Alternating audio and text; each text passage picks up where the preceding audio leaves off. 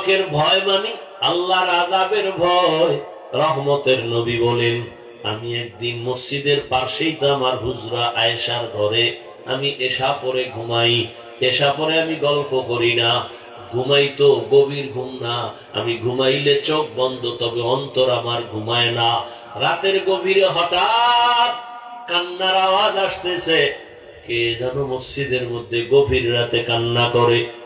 আমি ঘুম ভেঙ্গে উঠলাম, বের হইলাম, নজর করে দেখি নামাজের মধ্যে দাঁড়াইয়া হাউ মাউ করে একজনে কাঁদে। আমি গভীর নজর দিয়া দেখি অচেনা কোনো বান্দা না, অচেনা কোনো আমার আশেক না। আমি তাকায় দেখলাম জান্নাতের 1 নাম্বার সাহাবী আবু বকর নামাজে দাঁড়ায় দাঁড়ায় হাউ মাউ করে কান্না করে।